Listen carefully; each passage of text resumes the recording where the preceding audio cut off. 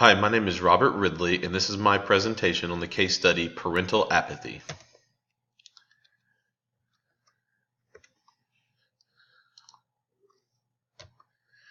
Category 1, Problem Identification and Analysis. So what we know.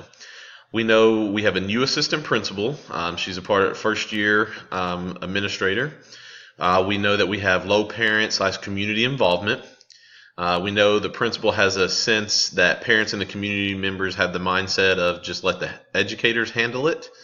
We know that there was a meeting set to gauge the interest from parents about being more involved within the school. We know that the communication of the meeting was sent through a letter and made an announcement at the end of the day. And we know that there was only 8 parents that showed up for the meeting.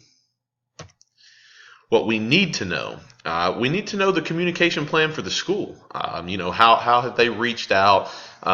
What are their avenues of reaching out? How do they reach out to the community? We need to know community information. We need to know demographics. We need to know some statistics. That way we can better gauge the climate and and more so the culture on how best to reach as many people as possible within the community. It would be nice to know what the school has previously done in attempts to engage parents and community. What has and has not worked for the school. Has the school reached out or surveyed any of the stakeholders? The reason why you do that, in order to better understand why the engagement, like why there isn't any engagement. So you're just reaching out to survey and to get that feedback in order to determine, what is going on and how we can better our communication plans. So that would be nice to know, is if there was any surveys taken or any data collected or feedback. Did the meeting that was scheduled and 8 parents only showed up to, did that meeting actually take place? And if so, how can those parents be of help to engage others? Did they seek advice from them on how to reach out? So those are just a few things that would be nice to know within this case. Problem identification. The problem that this particular school is dealing with is a lack of parent/community involvement and communication. Category 2, the proposed plan of action. The goal of our plan is, basically we want to increase parent and community involvement within the school, and also we would like to increase our communication efforts. So how we could kind of do that. So step 1, obviously we would I think you should have some information gathered or some feedback from the community. That way, you're learning more about the culture and the climate of the community and what needs to take place to increase that engagement and to increase that communication between both parties.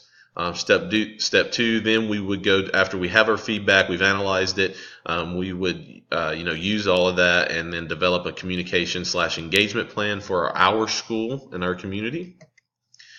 Step 3, we would ensure that we are offering multiple ways for stakeholders to be involved and also communicating through multiple avenues, not just sending out a letter or making an announcement to the kids, but actually having some on websites, social media, things like that, emails, robocalls, texts, whatever it takes, whatever the main source of communication is for that community, you'd be able to tell from the data you collected, and just to be able to utilize that in order to reach multiple people.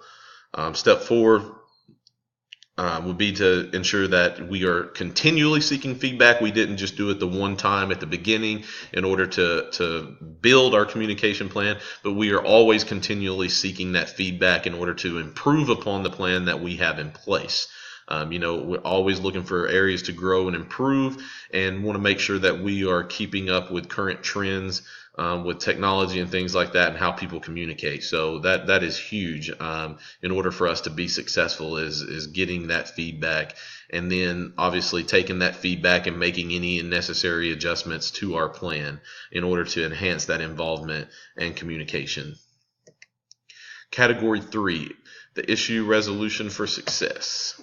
By having great relationships with your parents and community, the school and all students will benefit. It's a mutually beneficial relationship.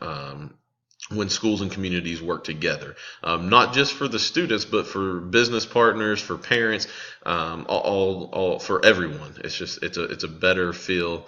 And then, of course, at the end of the day, it is the most beneficial for our students, and that's why we do what we do, is putting them in the best situation possible. All stakeholders working towards the same vision and speaking the same language. We're, like I just said, we're putting our kids in the best situation possible. When everybody's working towards the same goal, everybody's speaking the same language, everybody's on the same page. Things tend to go a little smoothly. It's honestly, you can be proactive in stopping conflicts from happening. There's just so much good that comes out of everyone working together towards a common goal.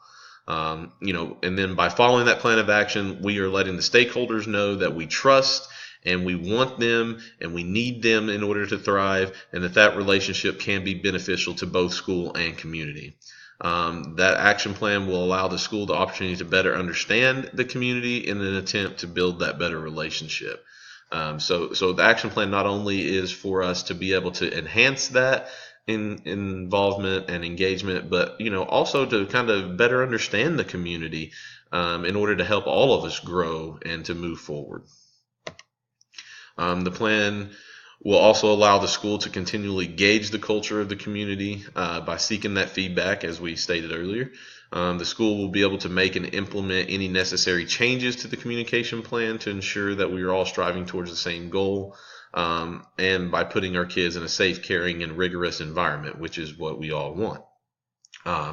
Just a little quote here at the end. I'm just a firm believer that kids don't care what you know until they know that you care. So when everybody's working on the same page, the kids know that we care about them, and we don't just care about how they do academically. We care about them as a whole person and as an individual. And yes, academics is number one, and it's a huge priority.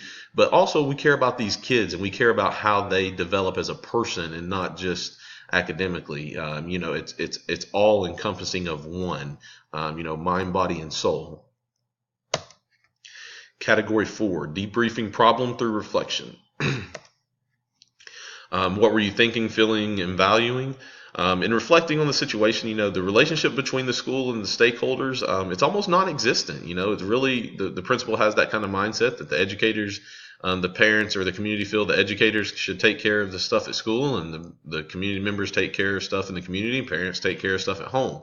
But we all know, especially through this class, that it's so much more beneficial to all parties if everyone works together, and you really see these schools and the communities thrive. If you look at high achieving schools, usually the community relations is just outstanding, and everybody is working towards one common goal. I feel the communication plan in place needs to be reviewed. If there is one in place, we don't really know, but I feel that needs to be reviewed for improvements. The more opportunities for involvement at varying times could benefit. Some people work crazy hours, so if you have some different times and different events or different things that people could do, that obviously would help. I value the fact that you did have 8 parents show up for the meeting, so there is people that do care. And maybe they can help, get some others involved. And you also have new administrator willing to offer new ideas, new techniques. Probably a young administrator, and so just some new ideas, fresh starts could be very beneficial. Some unresolved or open for investigation. I feel that the communication plan is still unresolved. The administration needs to work together to revamp this plan in an effort to build the better community relations. We still need to investigate what took place at the meeting. If the parents that did show up, did they give any suggestions? Did we ask how they thought they could reach out, or what they thought we could do better? Just what really took place at that meeting. We also need to continue to investigate or survey stakeholders so we can gauge that climate and culture. That's huge. Knowing your community, the culture, the climate will better help you as the school reach out and develop that communication plan. Category 5, promoting success for students by building a community of engagement for families and stakeholders.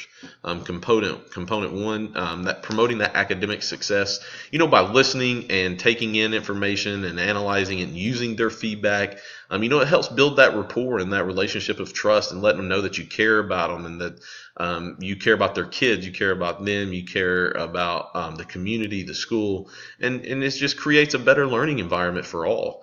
It helps the kids achieve at a higher level. By working together, we can all do what is necessary to meet all of our students' needs, and then which we're putting our kids in the best situation possible at that point. Component 2, promoting the personal well-being of every student. By working together and collaborating as a team, the students know that we care about them as an individual and not just how they perform academically. We care about them as a whole person.